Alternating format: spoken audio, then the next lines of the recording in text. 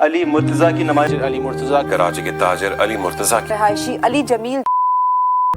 اگر آپ کسی کے باپ، بھائی یا بیٹے ہیں تو اگلے چند منٹ آپ ایک ایسے شخص کے ساتھ گزارنے والے ہیں جس کی زندگی آپ کی زندگی سے حیرت انگیز حد تک ملتی ہے۔ 13 کی آئی فون 13 جیلی بہت لوگوں کی ڈیمانڈ تھی کہ جیلی میں باکس پیک لگاتے تھے، جیلی میں باکس پیک لاتے تھے، لیکن ہمارے پاس jelly box pack right now available نہیں ہے، ابھی 2-4 دن لگیں گے۔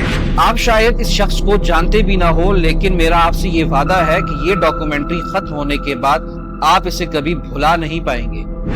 یہ علی مرتضیٰ جمیل ہے، کراچی میں واقع سٹار سٹی مال کی ایک دکان کے مالک۔ علی کوئی کنٹینٹ کریٹر نہیں تھا، وہ صرف اپنے بزنس پروموشن کے لیے ویڈیوز بناتا، جیسے آئی فون کے نئے ماڈل دکھانا، کوئی سیلز آفر لگانا یا پھر پرائس اپ ڈیٹ کرنا۔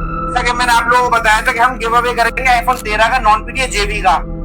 سن 2016 میں عائشہ سے شادی کے بعد اب علی کی دنیا بہت سمٹ چکی تھی۔ اب اس کے پاس صرف ایک دکان اور 2 ننھے نام علیزے اور آلیانہ تھے۔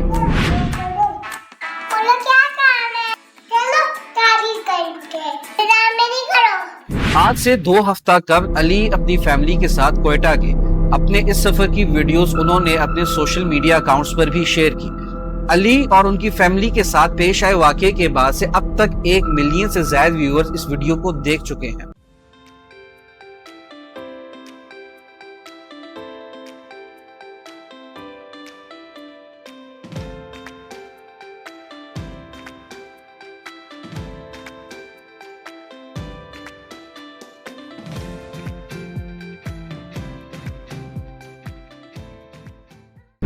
آج میں یہ ڈاکومنٹری صرف ایک ناحق قتل کی ڈیٹیلز دینے کے بارے میں نہیں بنا رہا، شاید اس لیے بنا رہا ہوں کہ علی کوئی سیاستدان یا ایکٹر نہیں تھا، بلکہ وہ میرے اور آپ کی طرح ایک عام انسان تھا جو اپنی بیوی اور بچوں کے ساتھ اپنے گھر خیریت سے واپس آنا چاہتا تھا، مگر نصیب کے مارے ہوئے علی کے ساتھ ایسا نہ ہو سکا، اور یہ علی مرتضیٰ جمیل کے سفر کی آخری کہانی ہے۔ Welcome to the black crime Saqib Haroon.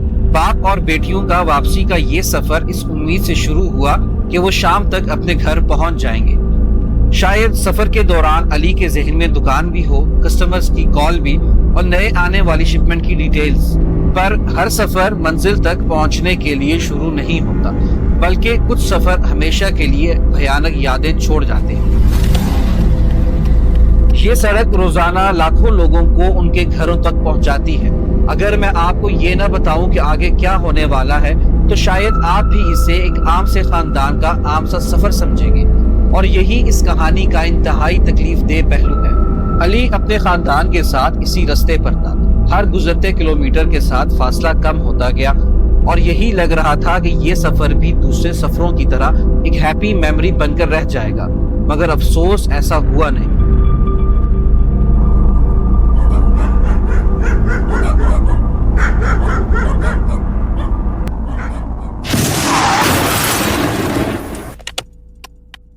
سرکاری معلومات کے مطابق مستونگ کے قریب دشت کے علاقے میں علی کی گاڑی پر حملہ کیا گیا، اور علی مرتضیٰ جمیل اس حملے میں جان کی بازی ہار گئے، جبکہ ان کی 2 بیٹیاں اور بیوی زندہ بچ گئیں۔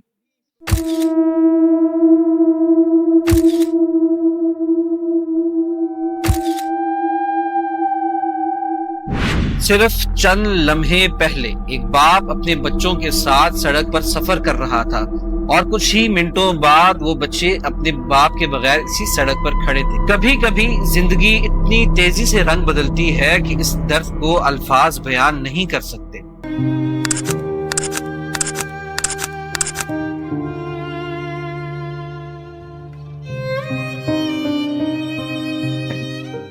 یہ خبر جنگل میں آگ کی طرح پھیلی، ایک فون سے دوسرے، دوسرے سے تیسرے، اور پھر نیوز روم تک پہنچی۔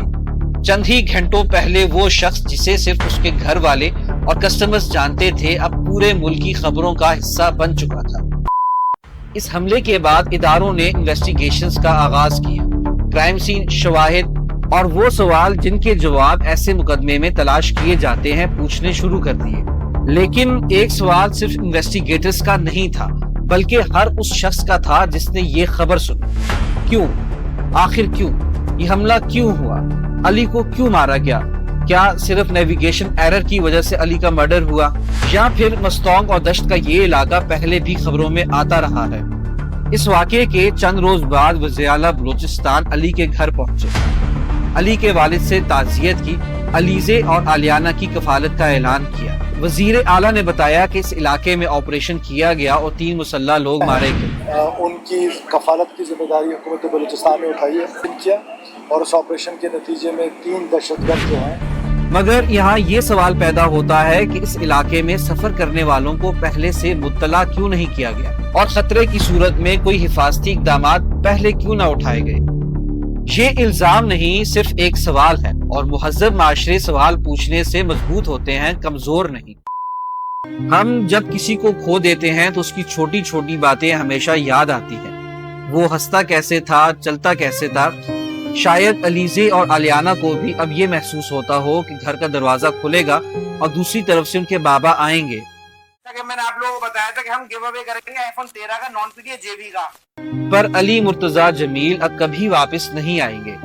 لیکن ان کی یہ کہانی اب صرف ان کے خاندان کی نہیں رہی، بلکہ ہم سب کی ذمہ داری بن گئی ہے کہ ہر وہ شخص جو اپنے بیوی بچوں کے ساتھ گھر سے نکلے صحیح سلامت واپس بھی لوٹے۔ اب ہماری یہ ڈاکومنٹری ختم ہونے والی ہے۔